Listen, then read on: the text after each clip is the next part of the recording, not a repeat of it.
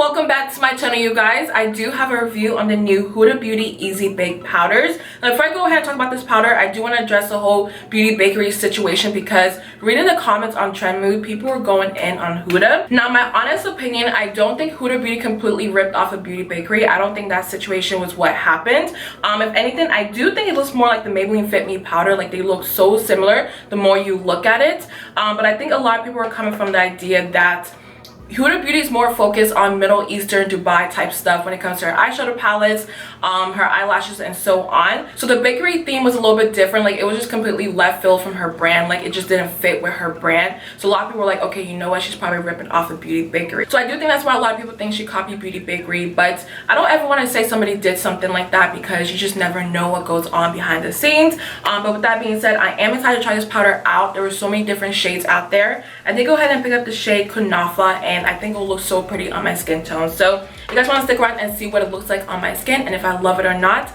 go ahead and keep on watching. So really quickly, I'm going to go ahead and read what it says on the packaging. So it says it's a loose baking and setting powder, keeps your makeup in place, absorbs shine, and there's no flashback. And on the back of the product, it does say to pack underneath the eye, T-zone, corners of the mouth, and chin, and also bake for 3 to 5 minutes, and also dust the excess powder. So I am so excited to try this out. I'm tired of talking at this point. Let me go ahead and apply my Tarte Shape Tape Concealer in the shade Deep, and just put this underneath my eyes and so on. And a lot of you guys do know I did try the Too Faced concealer, and I'm kind of mixed feelings about it. It wasn't my favorite concealer in the world. Like, a lot of people were telling me to go ahead and get the shade Chestnut, which I do think would be a little bit better for my skin type, but I just didn't love the concealer that much. But I am going to go ahead and try it again and see if I feel a little bit different about it.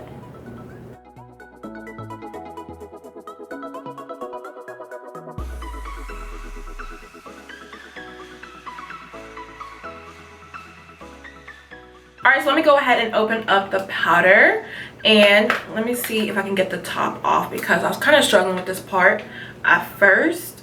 Alright, I'm still struggling.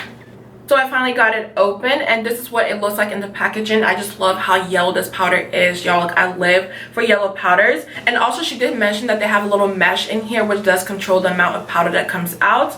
Honestly, I really don't like those because I do like to dip my sponge in the powder, but at the same time, I'm not going to complain about that.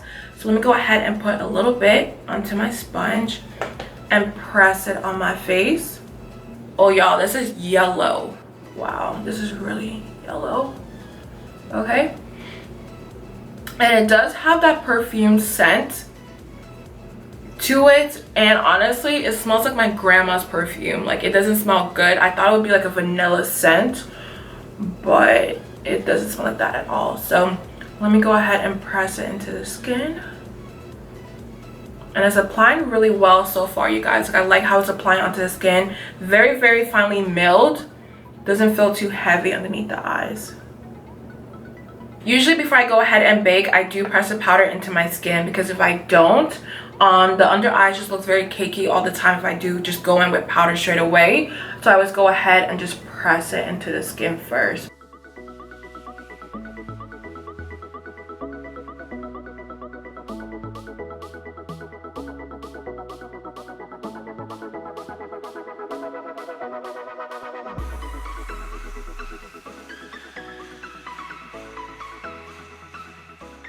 So this is what the powder is looking like on my skin so far, you guys. The smell kind of went away. It's not as strong as it was before, and I just love this shade. I love how yellow and deep it is. But it's currently, let's see what time it is, 2:37 right now. So I should be back in about 10 to 15 minutes, and by then I should let you guys know how I feel about the powder on my skin, because I love the color. I love how it feels on my skin. The only thing I don't like is the scent. It's a little bit too strong. But by then I should let you guys know how the powder reacts to my skin, because my skin is very picky with what powder it likes.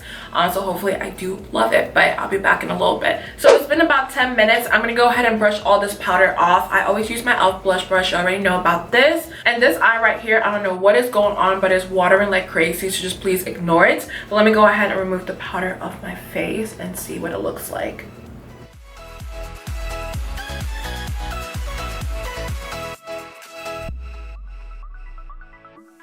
So I think the powder looks really good, y'all. Like, I don't know how it looks on camera. I look a little bit ashy, I know, but in person it looks so flawless underneath my eyes and everywhere else I applied a powder. So far so good. But let me go ahead and add a little bit of powder to my face because I'm looking a little bit ashy right now. I always use my Studio MAC Fix Plus powder in the shade NW45. I really do love this stuff. So let me go ahead and apply a little bit on my face because looking on camera, y'all, I look so ashy.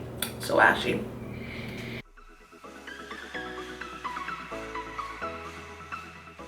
And to bring some color back into my face, I'm going to go ahead and apply my Anastasia Mahogany bronzer. Y'all know how I feel about this stuff. And I always use my Morphe N527 brush. So I'm going to go ahead and put some on my cheeks and on my forehead.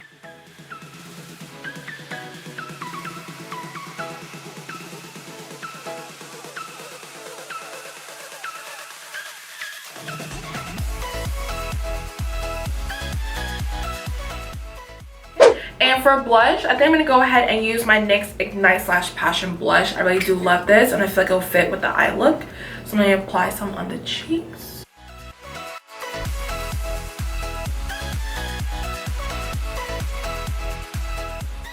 And to highlight the face, I'm going to go ahead and use my Lorac TANtalizer.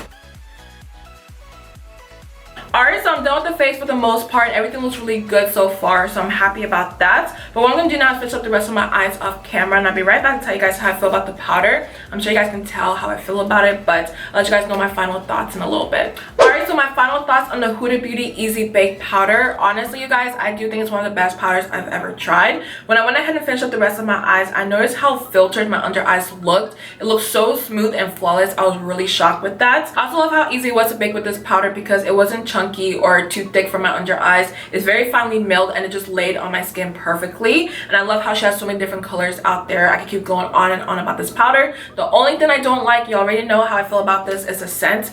It is way too strong. I thought it would be like a vanilla scent, but it does smell like a grandma perfume. I hate saying that, but it just smells like very strong and just, I didn't like it. But with that being said, I still think it's a great powder. I love how it looks on my skin. This color is perfect. I'm going to use it every single day. But that's my final thoughts on this powder. I do hope you guys enjoyed this review. Let me know down below if you do plan on getting the powder because some people did say they were. And if you do have it, please let me know down below if you love it or not. But I love you guys so much. Don't forget to like and subscribe on your way out. And I'll see you guys in my next one.